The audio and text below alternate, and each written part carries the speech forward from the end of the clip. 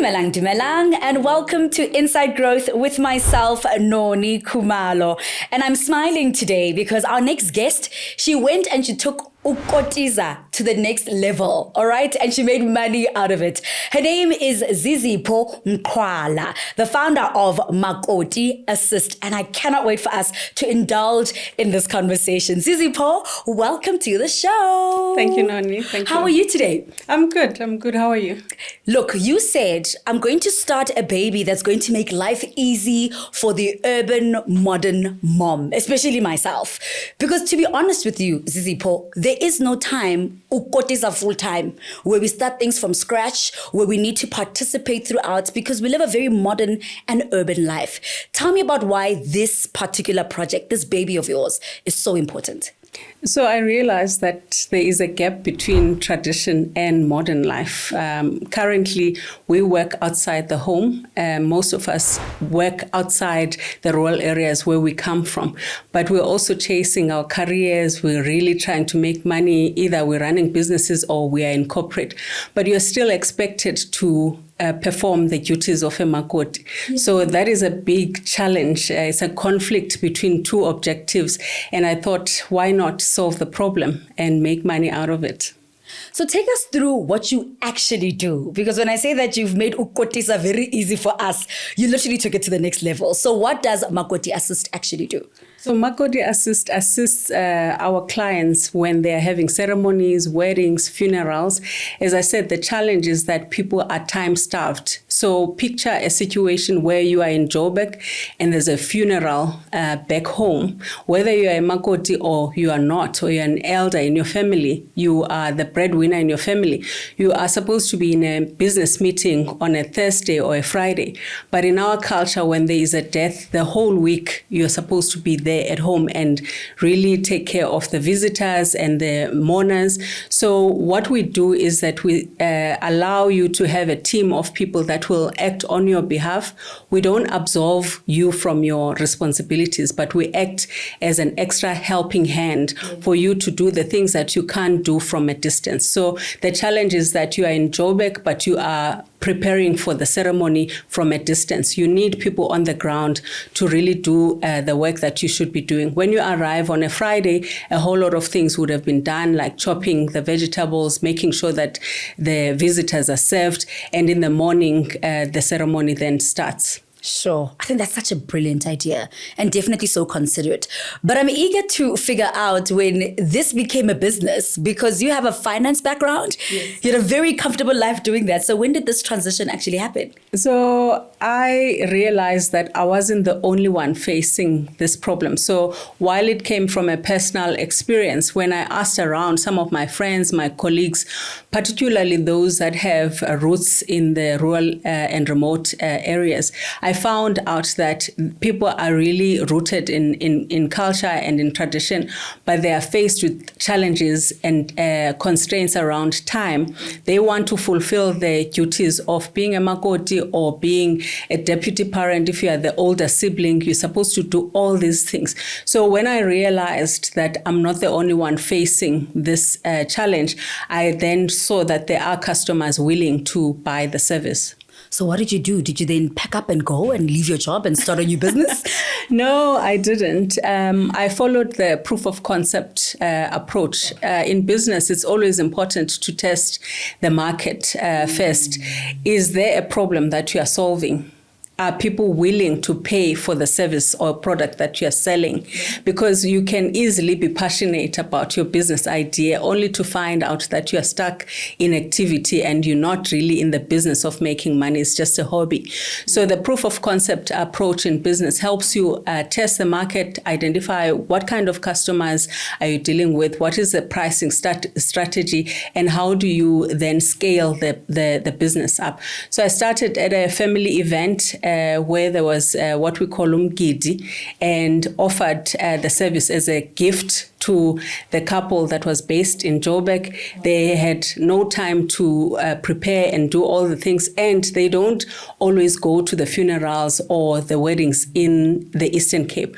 What then happens is that people just boycott your ceremonies. They say, we're not going to come and assist you because you don't come. You're never here. Why should we come and support you? So Makoti Assist then comes in very handy in those situations where we then become your extended help and helping hand and make sure that we support you. So from that first client that we got, we then had positive feedback, and the word spread, and we had more customers. Ah, I love that. This is such a brilliant concept, and I think I'll keep saying that every time before I ask you a question. But you mentioned something so important, that people are so rooted in tradition and culture. But in the same breath, we're literally in an economy where technology is the it and be all. Why didn't you opt for a business that focuses on AI and technology, and rather said, you know what, I want to focus on a business that speaks to the people at heart and their culture and their tradition? So I think there has been a shift, particularly for Africans, to really go back to their roots and understand what is our identity, what is our culture, and where do we come from, and really try and change the narrative that for some of us, our kids can't even speak vernacular language. Some of us, if our sons need to go to the mountains, they don't even know what the process is. Or if they go on holiday and they get to our rural homes, they don't know what is expected of them. So I think what really drove me was the love of our culture and trying to really elevate Ubuntu and African culture. And I think that's so beautiful. You come from a finance background, like we mentioned, very cutthroat processes, strategies. And now you're entering into a business where you're dealing with people's emotions. I mean, this is their family events, it's weddings, it's funerals. How do you then transform from Zizipho, the corporate girl, into Zizipho that now has to deal with people and imkiti and the like? So there are sensitivities around observing culture. There needs to be a strong balance between culture and the modern life. So what really helps me is understanding those sensitivities and treating each and every client with respect. Firstly, you need to understand what are the family dynamics in that particular project that you're working on. So if there's a funeral and our client is the Makoti of that family, usually there are challenges around letting it known that you have hired help. So sometimes we would go and assist those clients without making it obvious that we are hired help. Wow. So there are dynamics that you need to understand. If you are the breadwinner and it's your home, you're not the Makoti, it's much easier because you tell people that, listen, I need help, I don't have helping hands. So sometimes mothers-in-law and husbands hire us because they know that there will be a challenge for the bride in the family. They need help. So there are different dynamics that we face. But what is important is for us and me and the team to understand that at the very core of our business is understanding the sensitivities around observing protocol when it comes to culture. Zizipho, what I love the most about your business model is that you really are uplifting women from these rural communities. Take me through why it was important to involve them in this process as well. So what started as a personal challenge quickly moved into a cultural movement. One, it was important for me to achieve social impact. So there are many rural women that are at home unable to put food on the table, whilst some of the women are working outside the home, outside the rural areas. So how do you bridge the gap? There is a challenge of superwoman syndrome for the woman who's working outside the home to still perform at 100% as if they are not working outside the home. But there are rural women that need to put food on the table. So I married the two worlds to say, how do we not only provide a service, but how do we equip the newlyweds to know what is expected of them, but how do we help them with helping hands to make sure that they don't feel the weight of the expectations from culture, from society. So it was important to marry the profit purpose and the social impact, creating jobs and putting food on the table, but really removing some of the issues that as women we face in terms of mental health because we are expected to do everything. Sure. And I love how beautifully you've been able to marry those two concepts together. But take me through your biggest challenge thus far in your business, because in as much as this is such a great concept and it's doing so well, surely there is that one challenge where it's just really, really tough for you. I think the biggest challenge is the societal norms. I think as a society, we really give praise to, hard work, hardship, exhaustion. If you are doing too much, you are praised for doing too much, versus if you are finding the best solution to solve a problem. Yeah. So ease versus burden and exhaustion. We really should be saying we can't do it all. We should be saying we should ask for help when we need help. So the biggest challenge is that some people would think that you're taking the easier way out. When you are hiring Makoti Assist, you should be doing it all. That is where the superwoman syndrome comes in. And unfortunately, it really is not good for mental health and the state of the women. So when we come to these families, we have to assess what the dynamics are and then service the customer accordingly. So the biggest challenge is really making sure that you meet the expectations of the customer and you mind the dynamics of the family. And in these times when you are winning but also facing some challenges, what keeps Zizipho together? I think it's the passion. I'm very passionate about entrepreneurship. Yep. I'm very passionate about preserving the dignity of African people in particular. I think that it's high time that we look within our communities. There's a lot of us in our communities. We need to look in our communities and understand how can we really drive economic growth within our communities. The money that's flowing through our hands is a lot. So how do we make sure that we identify business opportunities that can help us, put food on the table, but also create generational wealth for future generations? I love that your emphasis is community, because I think in the urban world, we're so focused on advertising. We need to spend so much money advertising here. It's social media, it's that. But you said, no, my business it's a word of mouth. People need to know what we're doing on the ground in the community. Why is your route, do you believe, works so beautifully for the type of business that you're in, where it's not necessarily infested with advertising and money being put into it, but more of a word of mouth thing? It's community and ecosystem. If you look at when you are organizing an event, there's a whole lot of logistical burden and emotional burden that our clients face. So understanding what are the key ingredients in the ecosystem of making a funeral or a wedding a success, who are the service providers that are required, and how do we make sure that we work together for the benefit of the client. So I think it's important to approach each and every one of our clients from a value-driven point of view. What value can we bring as Makoti Assist into that ceremony that you are hosting?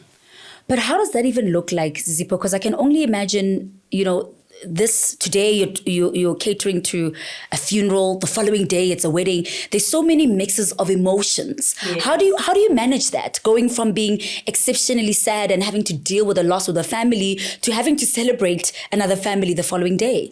So we do get briefings from clients. They will tell us that this is the ceremony that I'm conducting. If it's a funeral, we mix our team members to reflect what the ceremony requires. At a funeral, you need people that can also sing, church song, or they will know when the body is arriving at the family premises. They know what to do.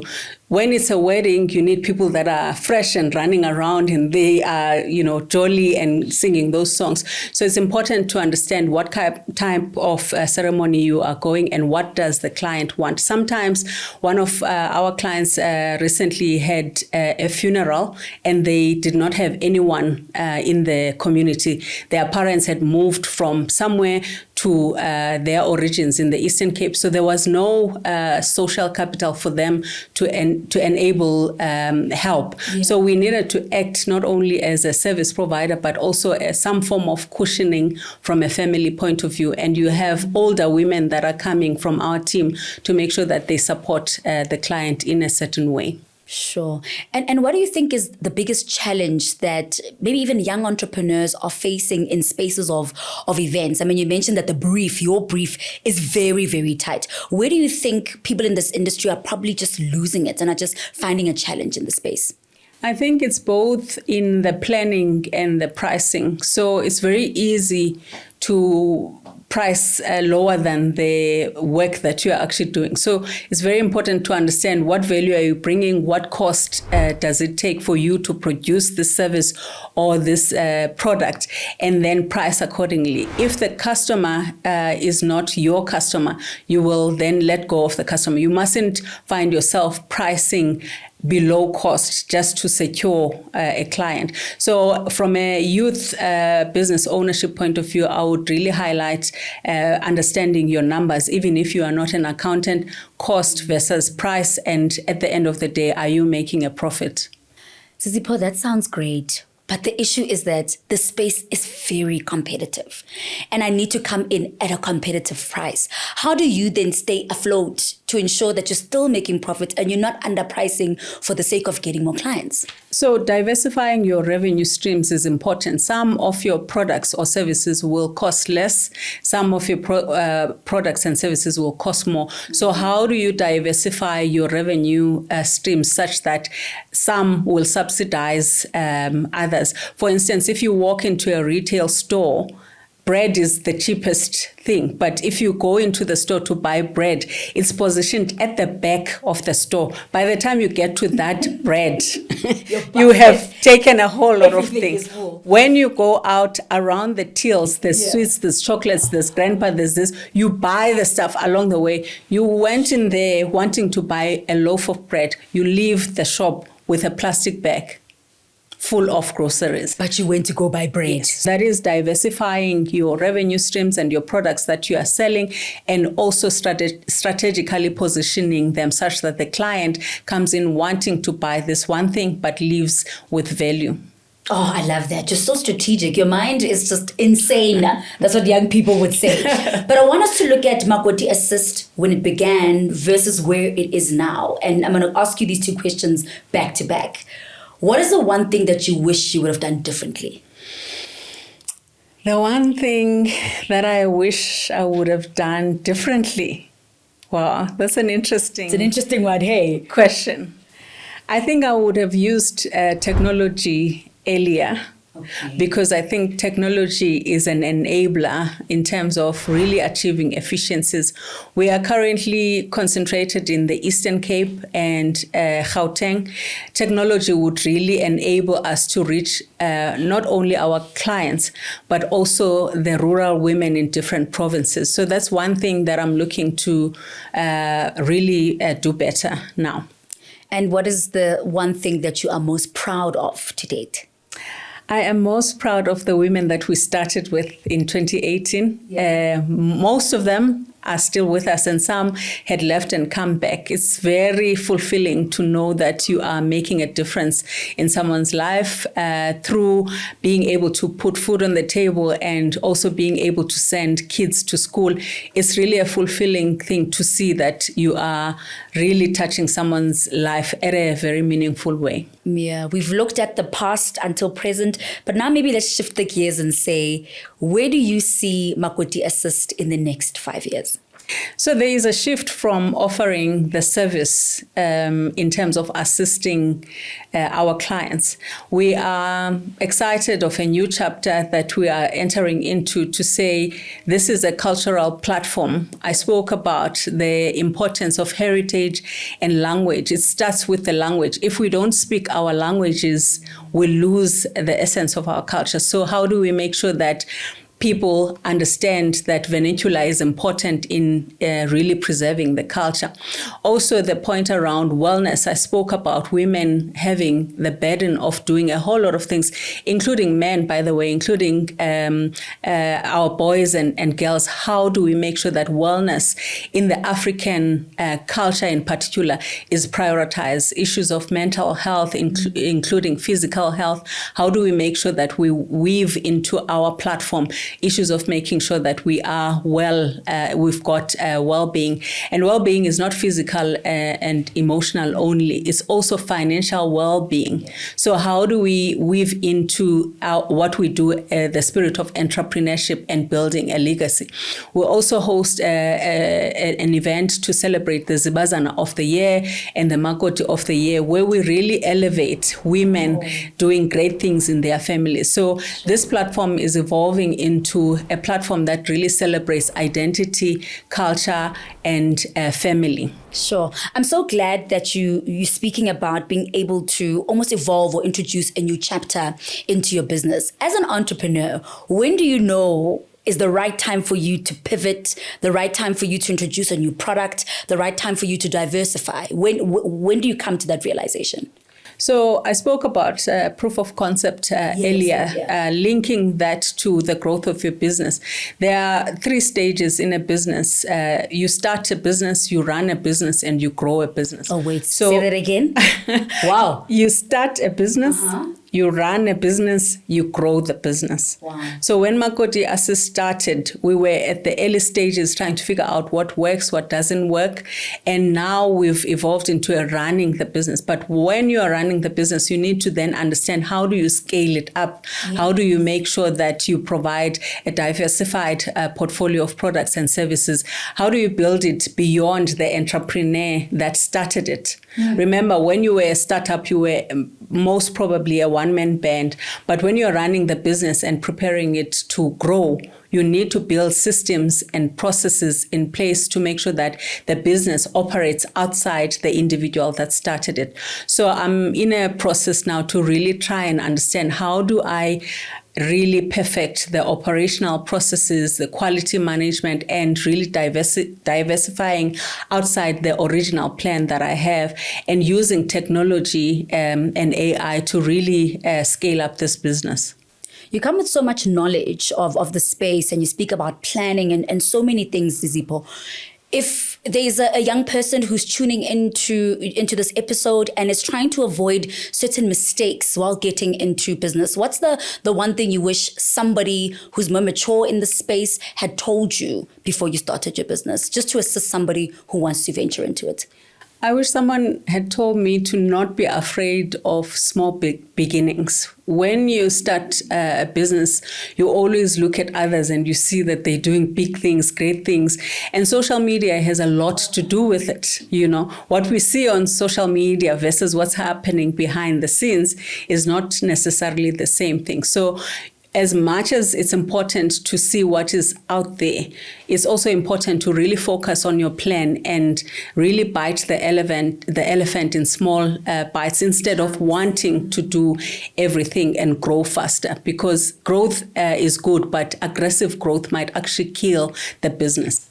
And how do you balance knowing that, I want to say, social media is not a real place, but also using it to elevate your business? I think you must remain authentic. You really must remain true to who you are and what your business is about.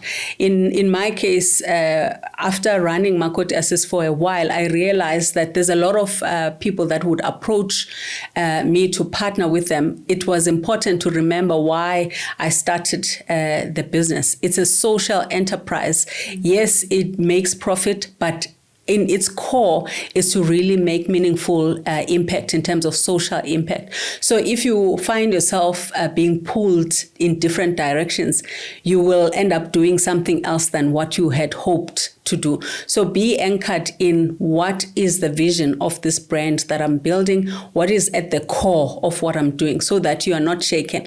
But also know when to pivot. When things are not working, you must be able to change your mind and do something else. But it's really about knowing who you are and what you are planning to do. And speaking of being anchored, what anchors Zizipho? What anchors me is prayer. It's prayer, and it's also a song. I'm very much passionate about my culture. In the Xhosa culture in particular, you will notice in December, we sing. Absolutely. We sing like there's no tomorrow. Yeah. Every ceremony, whether it's a wedding or umgide or whatever, it's all about singing. So I really enjoy music, gospel, traditional songs, everything really. So prayer and song and really remembering who I am. But now you can't say that and not expect me to ask you to sing. Surely, Zizipho, you have to sing something for me. I can so sing that I in can the shower. It's fine. Even if we're tone deaf, it's fine. Just a little bit of a taste of your favorite song that anchors you, Zizipho. Just a taste. Just a small little taste. Oh, no, I can sing in the shower. I need to rehearse before I sing. You need to rehearse before you sing. I can sing, but in the shower. But what's the title and the artist of the song that you really go back to every time you need to anchor yourself as Zizipho? The song I can remember, there's many of them, but be still and know that I am God. In the midst of challenges and as an entrepreneur, when customers are not paying or customers are not coming, people are resigning, all the challenges that you might be facing, if you just take a deep breath and try and remain calm, in the midst of it all, you will remember why you started. You will probably find out who can help you solve that particular problem, and you are not alone. May I sing it for you? Be still And know that I am God.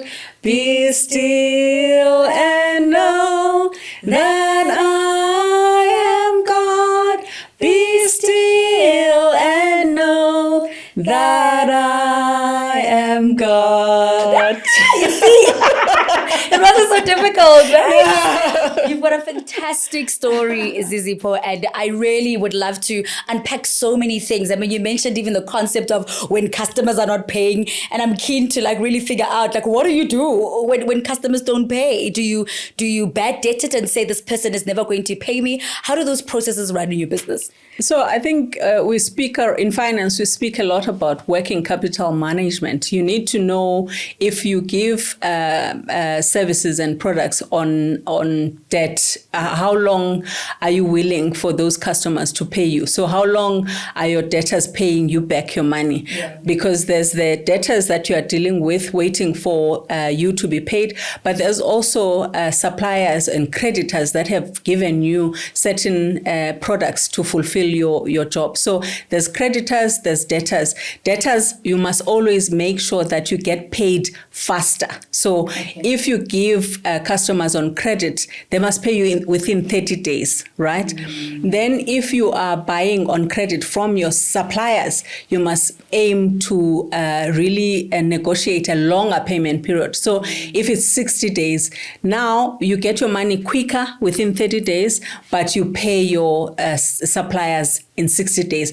You have now some form of cash flow that you can play with. And of course, the money in the bank, do you keep it in the normal transactional account, or do you put it where it can also earn interest if you are not using it on time? So working capital management becomes key so that you're not found wanting. You know how much a month you need to pay your workers, how much you need to pay rent, how much is variable cost versus fixed cost, and then you plan accordingly. Zizipho, you're taking me back to my BCom degree.